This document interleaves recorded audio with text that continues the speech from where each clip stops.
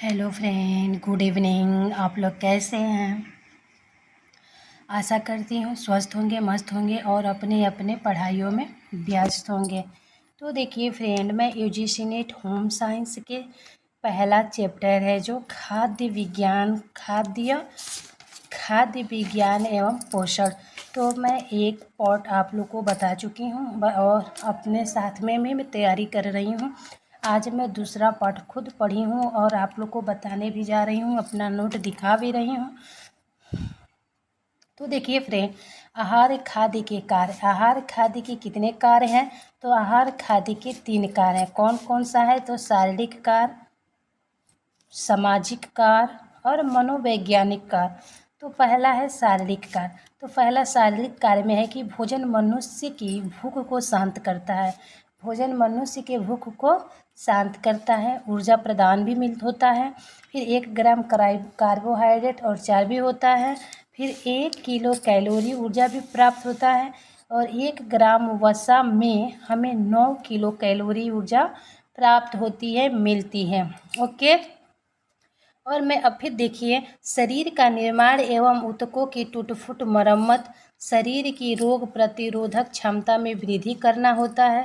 शरीर की विभिन्न क्रियाएं भी हैं, जैसे शरीर की विभिन्न महत्वपूर्ण प्रक्रियाओं को नियंत्रण करना। क्या करना? नियंत्रण करना। देखिए फिर ये है एक कि शरीर की विभिन्न महत्वपूर्ण प्रक्रियाओं को नियंत्रण करना। कैसे प्राणी है? मनुष्य कैसा प्राणी है? तो मनुष्य एक सामाजिक प्राणी है। अब दूसरा क्या था मेरा? सामाजिक। तो दूसरा है सामाजिक कार्य। जैसे मनुष्य एक व्यक्ति होने के कारण साथ साथ एक सामाजिक प्राणी भी है। इसलिए उसे विभिन्न सामाजिक अंतर्क्रियाओं में भी भाग लेना होता है। जैसे कि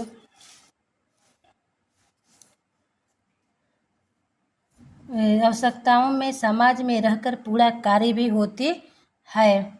सामाजिक अंतर्क्रियाओं तथा व्यक्ति की सामाजिक की वृद्धि के विकास में भोजन से उल्लेखनीय योगदान भी मिलता है। वर्तमान समय में सर्वाधिक क्रय विक्रय खाद्य पदार्थ का भी होता है। फिर इस प्रकार समाज को जोड़ने का एक माध्यम आहार भी है। समाज के सहानुभूतिक नाम सद्गुण के विकास में भी भोजन सहायक होता है। ओके।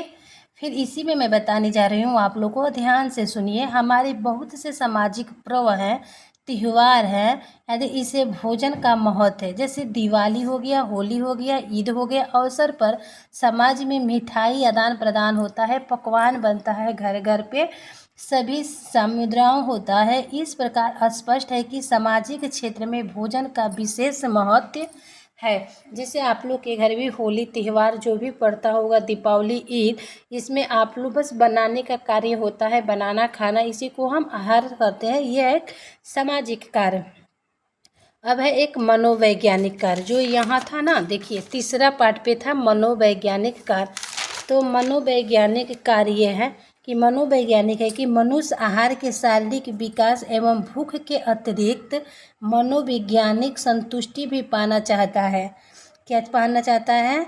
तो मनुष्य आहार से सामाजिक विकास एवं भूख के अतिरिक्त मनोविज्ञान में संतुष्टि भी पाना चाहता है। ओके, आगे देखिए। इसलिए आहार भी ऐसा होना चाहिए मनुष्य को मानसिक संतोष प्रदान कर सके। ऐसा उत्तम आहार है गृहिणी तैयार करती है, जिसे परिवार के सभी सदस्य एक साथ ग्रहण करते हैं, जिससे सभी पारिवारिक सदस्यों में प्रेम, पारस्परिक वृद्धि होती है, प्रशंसता होती है। अतः स्पष्ट है कि भोजन का एक कार्य व्यक्ति मनोवैज्ञानिक आवश्यकताओं को पूरा करना चाहता है। अब है आहार का वर्गीकरण। तो आहार का वर्गीकरण, आहार के कार्य के आधार पर भोज्य पदार्थ को विभिन्न 3 श्रेणियों में विकृत किया गया है। पहला है शरीर निर्माण, जैसे दूध तथा दूध से निर्मित भोज्य पदार्थ, मांस, मछली, अंडा, दालें, चना, सोयाबीन, सूखी सेम, मटर, मूंगफली एवं अन्य तिलहन अनाज, मेवे आदि हैं। और ऊर्जादायक आहार, सभी प्रकार के अनाज, शक्कर, गुड़, शहद, श्वेतसार युक्त फल एवं सब्जियां, मक्खन, तेल, घी, दालें में आते हैं। और सुरक्षात्मक आहार में हरे पत्ते वाले साग, भाजियाँ, ताजे फल, दूध, मांस, अंडा, मेवे इसमें आते हैं। अब देखिए आहार अध्ययन के उद्देश्य। पहला है आहार की आवश्यकता, दूसरा है आहार की आवश्यक मात्रा, और तीसरा है विभिन्न आहार सामग्रियों का महत्व है। फिर हानिकारक खाद्य सामग्री है। फिर पाक क्रिया को उत्तम बनाना। फिर आहार सामग्रियों के संरक्षण के उपाय। तो मैं आप लोग को फिर देखिए बुक से बता रही हूँ। आहार की आवश्यकता, आप लोग को बताना है आहार की आवश्यकता। ये है देखिए, आहार एक संबंध में जब एक व्यक्ति अध्ययन नहीं किए गए तब वही माना जाता है कि भूख लगने का आहार की आवश्यकता अनुभव होती है। जब आहार संबंध में व्यक्ति अगर अध्ययन नहीं किया है तो उसको ऐसा महसूस होता है कि भूख को शांत करना ही आहार है। फिर एक तथा आहार ग्रहण करने से भूख शांत हो जाती है।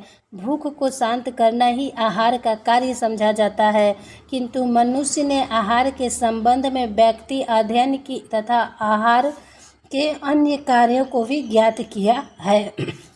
अब है आहार की आवश्यक मात्रा।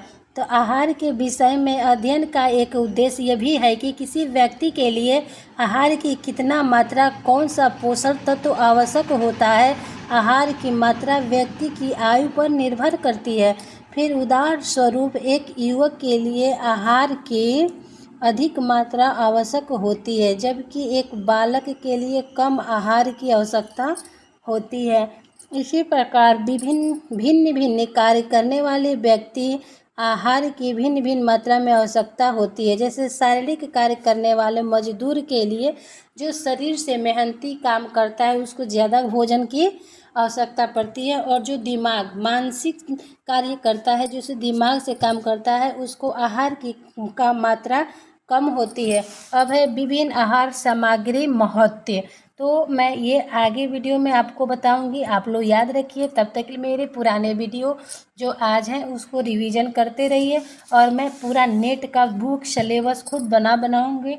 जितना मैं तैयार करूंगी आप लोग के लिए ज़रूर भेजूंगी। प्लीज़ अगर मेरी वीडियो आप लोग को अच्छी लगी तो प्लीज़ लाइक कर दीजिएगा, और शेयर भी करिएगा, और सब्सक्राइब करिएगा, और प्लीज़ मेरे वीडियो को ऐसे ही प्यार दुलार दीजिए। Bye bye.